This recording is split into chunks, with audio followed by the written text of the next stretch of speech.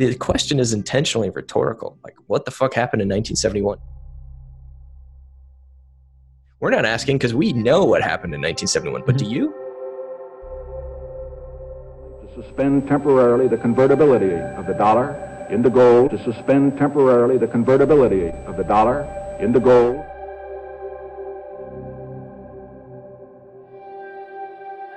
But the French led the way, and they said, we've had enough. We're getting your dollars, but we don't like them, and we want our gold. Des dollars, au même titre que de l'or, entraînent les Américains à s'endetter et à s'endetter gratuitement. And that's when Nixon put his foot down, and the saying was he closed the gold window, no more gold would come out. In a way, it's a declaration of bankruptcy that we can't, defend our position and pay our bills, and yet we've been borrowing the money and we've been fooling the people, and we've continued this process. Once I knew my stocks and bonds were gone. I knew Satoshi Nakamoto was the... Is that tax money that the Fed is spending? It's not tax money. To lend to a bank, we simply use the computer to mark up the size of the account that they have with the Fed. It's much more akin to printing money than it is to borrowing. You've been printing money. Well, effectively, and we need to do that because our economy is very weak. Don't panic, the price will rise and fall. Ultimately, we're breaking through the wall. Sky's the limit, and I'm in it to win it. So I'm just holding for the longest time. Somebody asked me, what is the Federal Reserve System? And you've got 30 seconds to explain it. I can say, well, I don't need 30 seconds. I can do it in 4. The Federal Reserve System is a scam. Any questions? If you have the courage to read the Federal Reserve Act, you talk about boring, but it's all in there. The United States Congress passed a law which in essence was a cartel agreement for all the major banks to come together and share the market and control the market to their advantage. The constitutional dollar is defined as a weight of gold or silver. The genius of the Federal Reserve Plan was it inserted a man in the middle in 1913 between the Constitution and the people in the form of the Federal Reserve. And that was the introduction of the Fed dollar. It's not the dollar that is defined by the Constitution. It's a note that's issued by the Federal Reserve. The power to actually print the money is the basis for the whole inflationary system.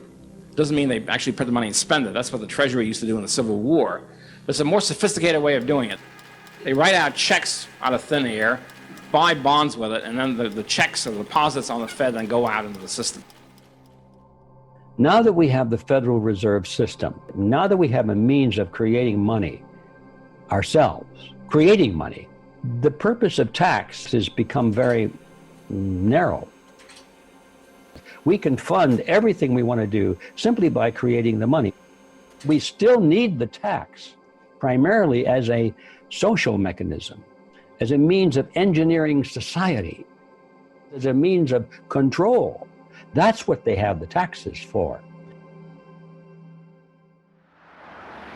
Before every election, our representatives would like to make us think we're getting a tax break.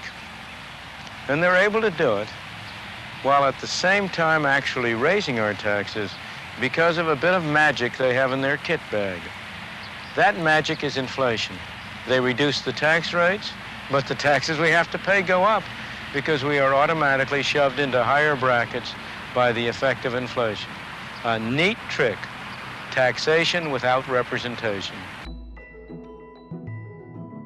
It's true that the money supply inflates. And so they think, well, the prices are going up. But in reality, it's just that the value of the dollar goes down. In 1971, they removed the final link between gold and the dollar, and then the value of the dollar plummeted. And that expressed itself in very high inflation. But of course, no government has ever admitted to messing around with its currency, and it's always the fault of everything else in the universe. Well, the oil crisis in the Middle East. But of course, none of that matters compared to the monetary cause of it. So the price of everything was rising because the value of the dollar was dropping, because they were printing dollars like crazy.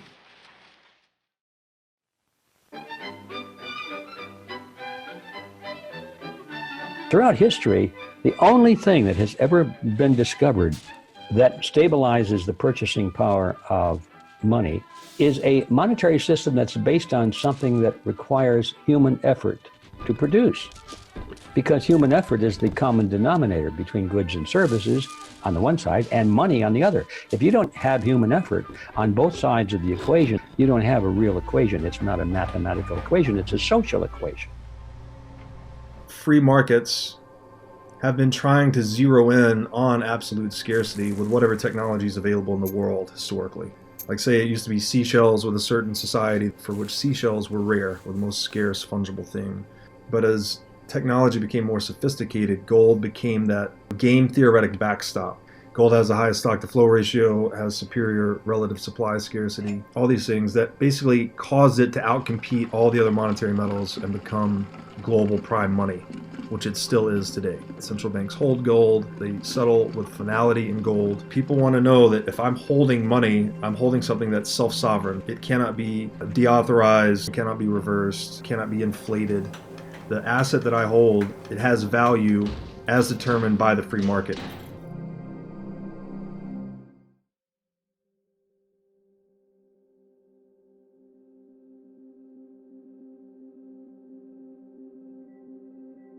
The way that inflation was fought was not by reducing the printing of money, which is the root cause, but by providing massive subsidies to agriculture to mass produce food at a very low cost. There's a guy called Earl Butz, and he was put in charge of the agricultural program in the US, and he was given the express mission of making more food and making food cheaper. Earl Butz responded by calling upon American farmers to plant fence row to fence row, and he told them to get big or get out. In order to make the food so cheap, it was very low on nutrients and very high on sugar and junk. People talk about, well, there's no inflation because look at the CPI is 2% or 3%, and that's just completely ridiculous. There was a time in the US where you could buy a ribeye steak for $1, and then you could buy a burger for $1, but now you can barely buy a soy burger patty for $1. So if you look at it, well, look, there's no inflation. As long as you don't mind the difference between a ribeye and a burger and a soy burger, and you're still paying $1 for your lunch. Mr. Bernanke, if you don't mind, would you tell me whether or not you do your own shopping at the grocery store? Yes, I do. Okay, so you're aware of the prices. But this argument that the prices are going up about 2%, nobody believes it. And the old CPI says prices are going up at 9%, so they believe this. If people on fixed incomes, they're really hurting. The middle class is really hurting because their inflation rate is very much higher than the government tries to tell them. If you loan me $100 and in 2 years from now I gave you 90 back, you'd be pretty upset. It's theft. If I don't give you your full $100 back, if you loan me $100, I'm stealing $10 from you. So somebody's stealing wealth, and this is very upsetting.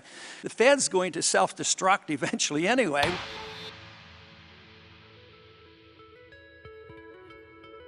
Fractional reserve banking is, in my view, is inherently bankrupt. I mean, it's always ready to go bust. The reason is fairly simple. Most businesses, or all businesses, as far as I know, try to have the time structure of their assets shorter than the time structure of their liabilities. To have the money flowing in before they have to pay the money out. With banks, however, just the opposite. Banks' liabilities are zero time structure. In other words, you have to pay immediately. I'm talking about demand deposits and banknotes. So all banks are inherently bankrupt. All of these for the public to find out about it. Essentially, it's a structure based on mythology more than anything else. This is what I would like you to take away from this. Your money is safe at the banks. The last thing you should be doing is pulling your money out of the banks now, thinking that it's going to be safer someplace else. You don't want to be walking around with large wads of cash, and you certainly don't want to be hoarding cash in your mattress. It didn't pan out well for so many people. And I will tell you this, no depositor has lost a penny of their insured deposits since 1933, when the FDIC was created. So if you're talking about having your money in a safe place, please keep it in an FDIC-insured bank. Going off the gold standard, and with the FDIC, the use of insurance, of course, is a euphemism. It means the government prints money and bails out the banks.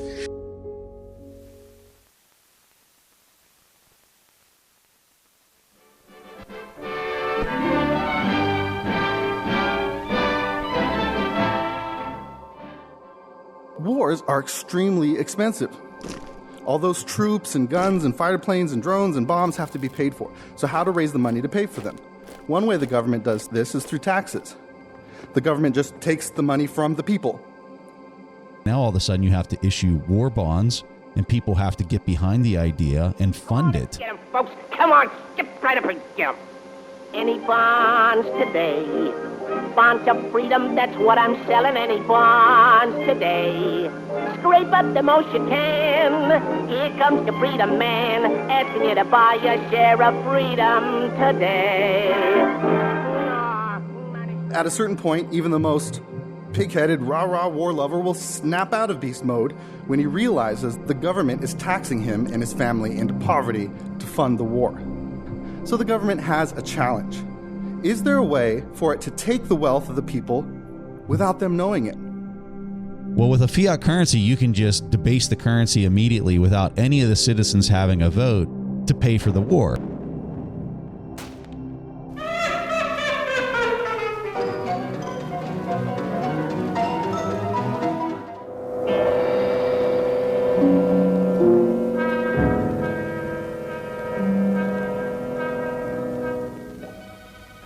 Он в клуб миллионеров записан как банкир. У них он научился рычать при слове «мир».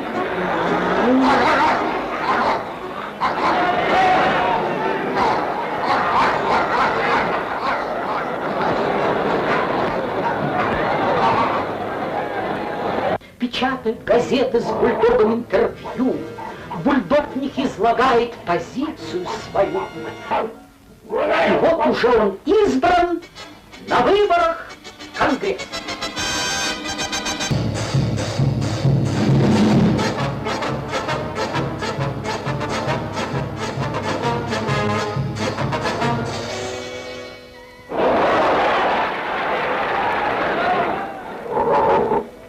Влиять на ход событий он как сенатор стал. Чего не может только наделать капитал.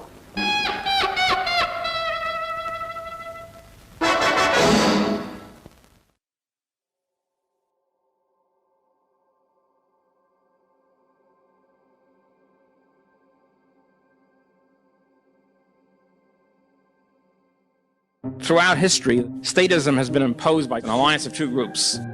The state itself, the state apparatus, the king, the throne, and the opinion molding groups, the intellectuals, which in most cases in history have been the churches. And so this is known as the alliance of throne and altar. You have the church and the state.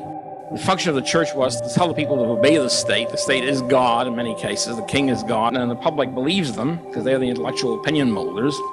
And in return for that, the church gets part of the boodle. They get part of the state revenue in the form of tax, subsidies, and so forth. In the early 20th century, we begin to reform the old alliance of intellectuals and government, big government intellectuals, perform the function of court apologists for the new regime.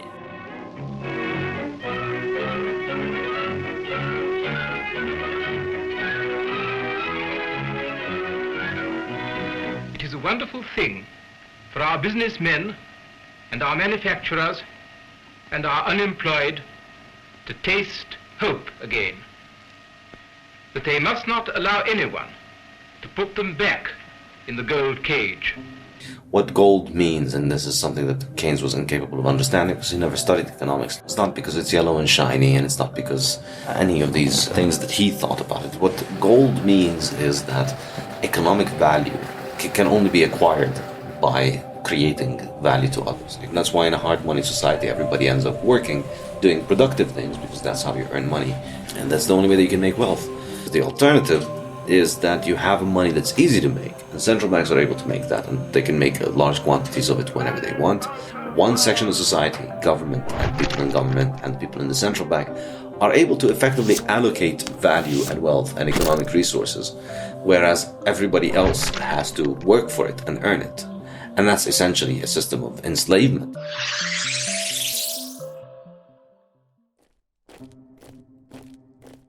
Breaking the dollar's peg to gold actually broke the intellectual character of our academic institutions. They're just no longer in reality.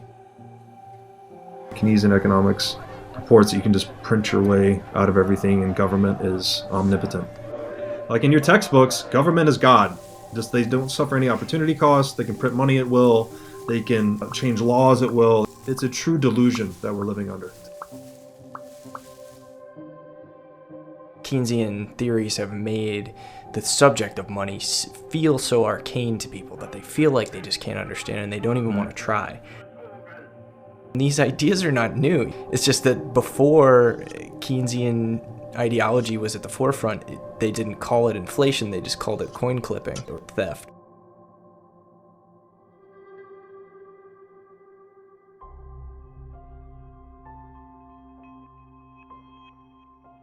Overall, if you compare societies, periods when money is expected to hold on its value, that will incentivize people to start thinking of the long term. The reason to hold money is to provide for the future, and the better the money is at holding its value for the future, the less uncertainty you have about the future, the more likely you are to think of the future, to account for the future, to provide for the future. And this is an economic decision, but it also reflects on all kinds of personal decisions. You look at savings rates since 1970 in the West, they've collapsed down to zero roughly. People don't really save anymore. In the 20th century, the silly statistic that people have obsessed about is consumption. It's just we need to get people consuming more. If we consume more, then GDP is up and then numbers are up. And if numbers are up, then everybody's happy and people get reelected. And so we've had this fixation of getting people to spend more, thinking of the level of spending as being the level of health, and that's just insane. If you sell your house and sell all of your stuff, sell all of your capital, sell your business, you can get your consumption up this month higher than it has ever been and spend it all on a big massive party. Consumption numbers have gone up, you're rich. But, what are you going to do next month? This is the incentive structure that fiat money and government supervision of the economy has incentivized.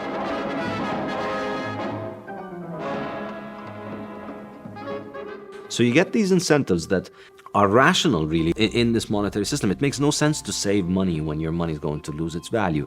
Everybody borrows for their car, their home, their wedding. All of your major expenses you borrow in order to fulfill them. Do you have money jitters? Ask the obliging Bank of America for a jar of soothing instant money, M-O-N-E-Y, in the form of a convenient personal loan.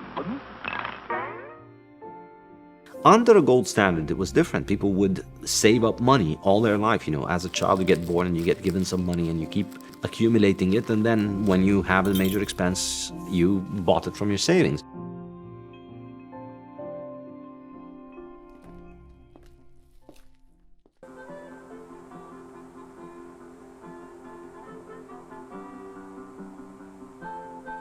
In the current economy, money is the monetization of debt. Every time a bank issues a new loan, new money is being created, and so the money supply is being increased. And that's why this economy is so addicted to debt, because the institutions that issue debt are effectively printing new money. And therefore, you finance yourself from debt. And so now it makes sense to spend the money that you have to borrow and to pay off the debt because the money is losing its value. We find a typical home occupied by a typical American family. Like millions of his fellow Americans, John Q. Public earns enough money to keep up the payments on a new car.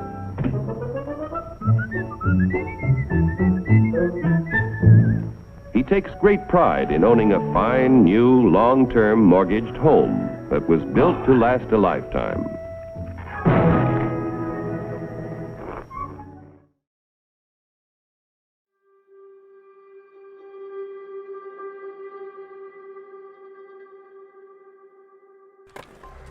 When people have a low time preference, they're able to engage in long-term projects. When people have a high time preference, they can only think in terms of immediate gratification.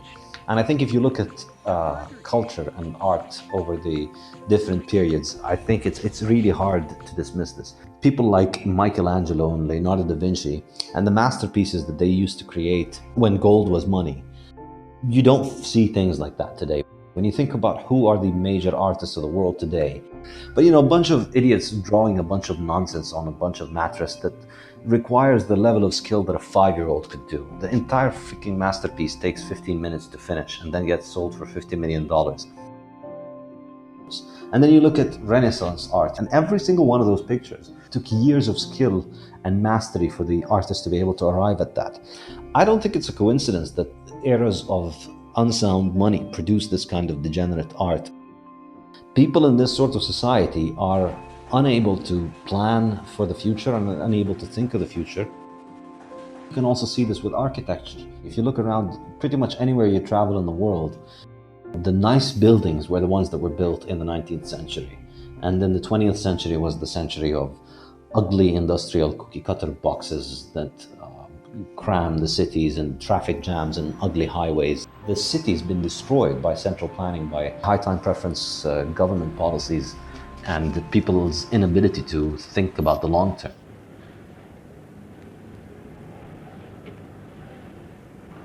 Yet another building site in the East End of London.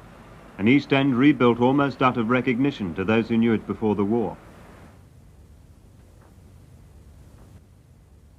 Its form will respond, we hope, to the way people want to live now with their equipment, their domestic appliances, and their cars.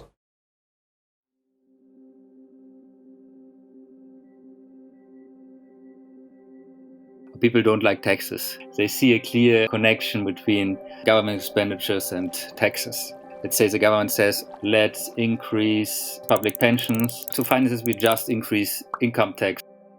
Many people that are wage earners will probably not like it very much, but if the government increases public pension and then finances this by issuing bonds, these bonds are then monetized. That is, the money supply is increased to buy these bonds, and then prices increase a little bit, then people will probably not make the connection.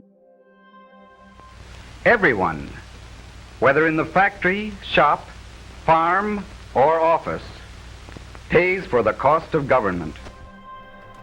If there's economic growth, prices would actually fall. If the government is increasing spending, this can compensate for the fall in prices that would have occurred due to increases in productivity. The internet, new technology, or the increase in the division of labor. Thanks to the increase in government spending and the new debt and the monetization of the debt, prices don't fall, but stay the same or increase a little bit. So then people at the gas station will not say, oh, today I pay the same for my gas like last year.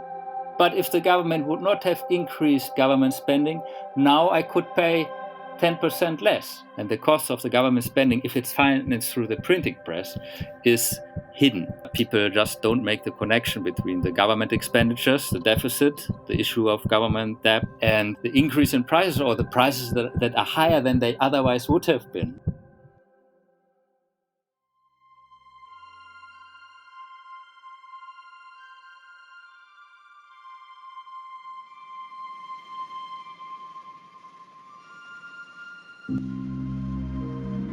The Cantillon effect is when you print and central bankers are providing more fiat, more liquidity into the system. They're doing it via financial assets. The people who are benefited are indeed wealthy, but it's not specifically the wealthy people. It's more people who are friends with the money printers make money off the people who are not friends with the money printers. Because when you inflate the money supply, it's not Bernanke's helicopter where it just drops $100 bills on everyone. Money is printed and first handed to a specific industry or group of people that the government, Federal Reserve, and commercial bankers choose. Those people, because they now have more money, they get to benefit from the fact that the rest of the economy has not adjusted its prices to that new amount of money. And then by time that ripples all the way to people like you and I, we have to just bear the brunt of the higher prices. And this is the thing about inflation. It's a wealth redistribution scheme. And you're taking from everybody else and giving it to yourself. There's something really wrong about that, right? You know, who are the people that you see saying silly things like hyperinflation is good for economies because it stops the concentration of wealth? They're the closest ones to the money spigot. They're the politicians, they're the intellectuals, the socialized intellectuals. Of course they have reason to perpetuate this nonsense. I don't like to speak hyperbolically, but I find it hard not to call this the greatest con in human history. I mean, they've been stealing vast swaths of our time, energy, effort, wealth, just by tweaking the money supply. And now then, because we are introducing this amazing item for the first time in this country, it isn't going to cost you 1 cent. All you have to do is sign this little scrap of paper, and you get your bottle absolutely free. I hereby turn over to ISM Incorporated everything I have, including my freedom and the freedom of my children and my children's children, in return for which said ISM promises to take care of me forever.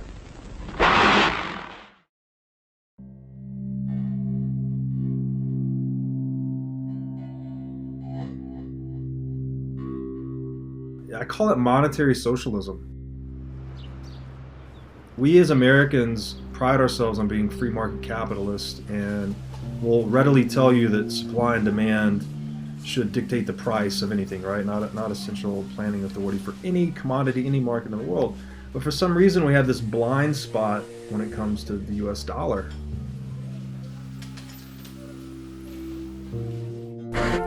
Stock prices jumped after the Federal Reserve dropped its discount rate. A slower rate of growth appears likely now that a tighter money policy has been confirmed by the Federal Reserve Chairman. The Federal Reserve approved the applications of 4 banks to offer some new financial services. All they're doing is suppressing free market dynamics. The price of money is the interest rate. They're not letting the interest rate be naturally determined. Because a free market, it promulgates truth, right? In terms of the price, which is what does supply and demand say something is worth? And then what is the best tech for the job? So not only do we not know the price of money, they're not letting innovation occur.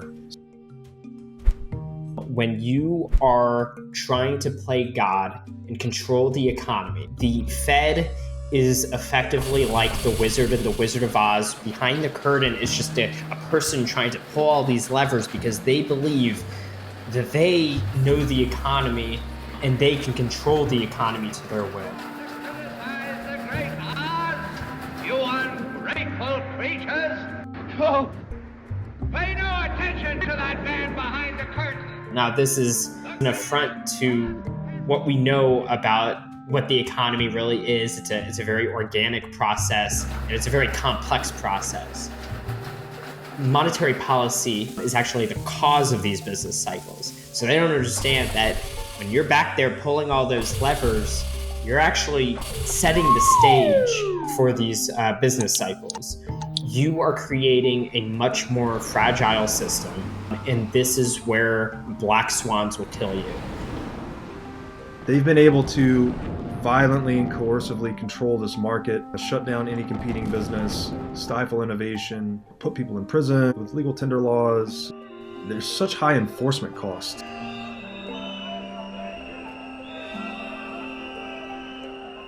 For the same mathematical reasons that Soviet Russia imploded, monetary socialism or central banking will implode as well.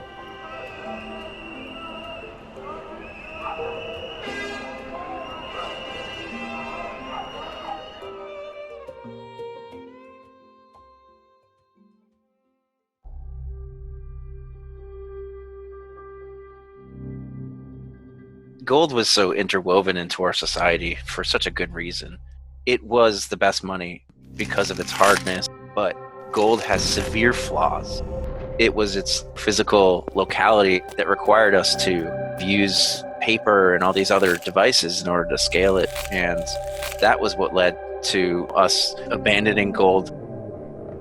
Once you were using financial instruments that were backed by gold, it gave the people who run these payment and settlement network an enormous amount of power and leverage over the control of gold. Because it was much harder to keep track of how much gold there was, and people could issue more paper receipts than there is gold. The temptation of taking over the central banks was too strong for governments. Governments took it over and then realized they could use it to finance wars. And since then, they have not been willing or able to give up the temptation of resorting to the printing press.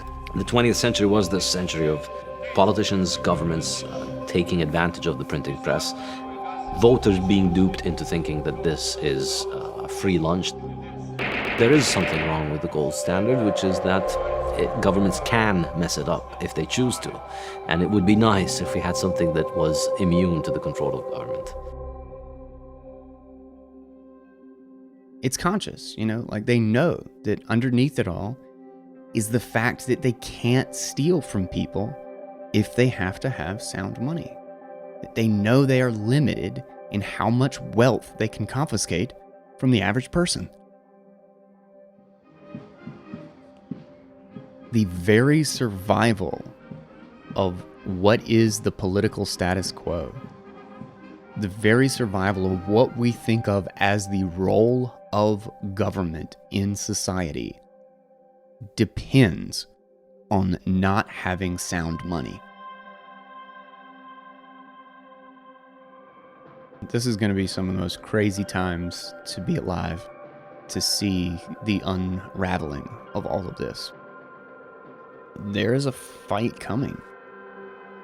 What do you think they would be willing to do to save the very idea of government authority to manipulate what we do, to bail out their cronies and to give subsidies and contracts to all of their biggest donors, to buy votes? You won't have to work if things are tough.